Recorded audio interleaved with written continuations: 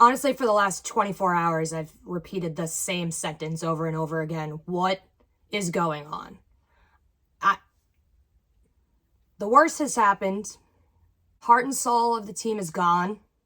Super unexpected. No one saw it coming. Everyone feels blindsided. Everyone feels betrayed. Everyone feels attacked. Everyone's on edge.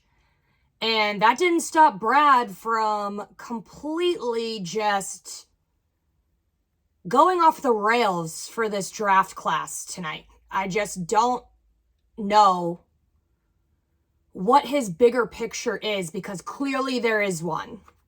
Let me just try.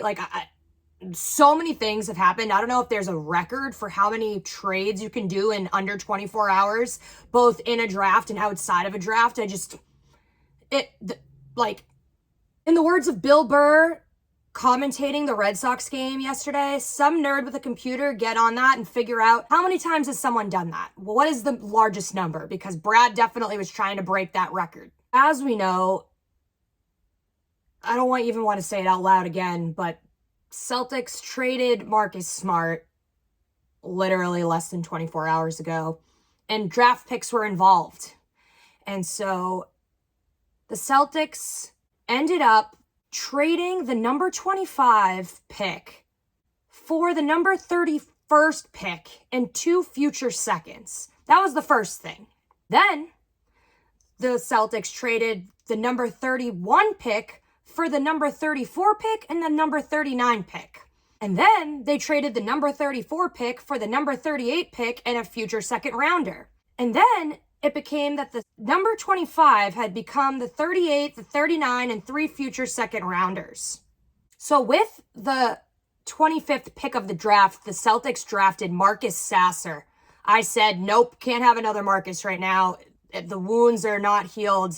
Can't be having another Marcus as a Celtic right now. The only Marcus that's allowed needs to be Smart. So Brad heard us all say that. He then shipped him out to Detroit for the number 31st overall pick. The Celtics then acquired 2 future second round picks and the number 31 pick from the Pistons in exchange for the draft rights of Marcus Sasser. Then the Celtics decided they wanted to trade their number 31 pick with the Hornets for the number 34 and the number 39. Then the Boston Celtics selected Colby Jones at the number 34 spot, but then they traded him to the Kings for the number 38 spot and a future second rounder. Celtics then drafted Julian Phillips at 35, but then he was sent to the Wizards because that was the draft pick that the Wizards acquired in that original trade for Marcus Smart. Are you confused yet? Because I've been confused since this whole thing started. Finally, at 38, the Celtics drafted Jordan Walsh. He is a small forward from Arkansas.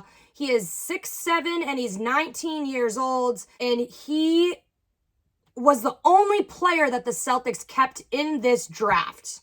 Then back-to-back picks, the Celtics drafted big man Mohamed Gay from WSU. He's a power forward at the 39 spot, but they traded him for a future second round pick. So all in all, the Celtics took a first round pick and turned it in to Jordan Walsh and 4 future second round picks. So I was told from the Twitter sphere that Brad could be stockpiling all these future second round picks because of the new CBA that kicks in next year. This is why second round picks will have increased value for teams because of tax implications. End of first round picks will have significantly lower value next year. That makes these second round picks much more valuable in trade situations. So with that being said, after we saw Brad trade down and trade down and trade down and turn a first round pick into 4 future second round picks, we can only assume that he is going to use all those picks for a trade. He also, with trading down and not drafting in the first round, the Celtics are now in range to use the $5 million tax MLE. And that was with trading Marcus Sasser to the Detroit Pistons. So it seems to me that Brad traded down to stockpile draft picks, and he didn't want to pay the salary of a first rounder, and he has to now pay for Jaylen Brown, Jason Tatum, and Kristaps Porzingis on high salaries. And because of the new CBA and everything else, honestly, it's a lot of math. I'm not really good at it. Don't really know about the luxury tax and going over and the cap space and the TPEs and all that other crap. I'm not good with numbers. To be honest with you, I don't really understand all of the financial aspects that comes down to managing an NBA team. I have no idea what they have to deal with. So when they make all these tough decisions, like trading away the heart and soul of a team for cap space reasons or whatever, I don't understand it. I don't. I'm just left in confusion.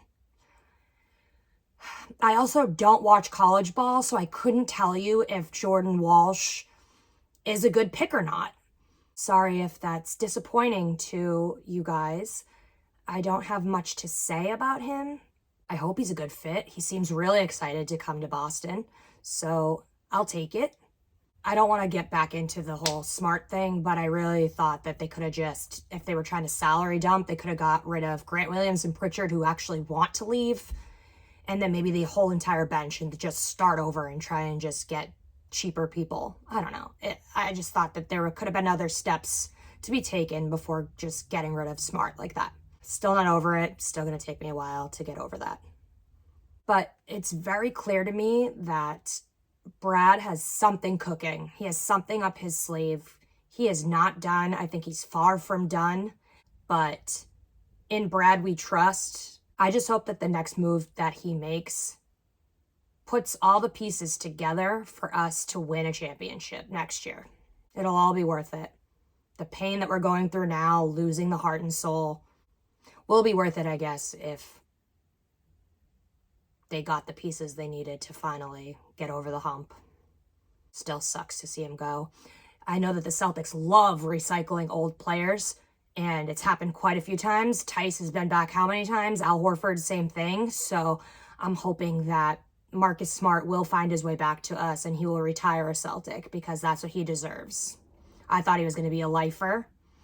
I wanted him to be a lifer, but it seems like the era of players being drafted and staying with a team their entire career is pretty much over at this point.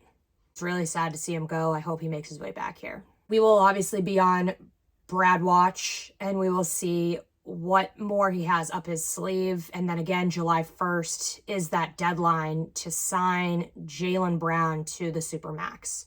Until then, this has been Brew Marie D, Boston Banner Bound.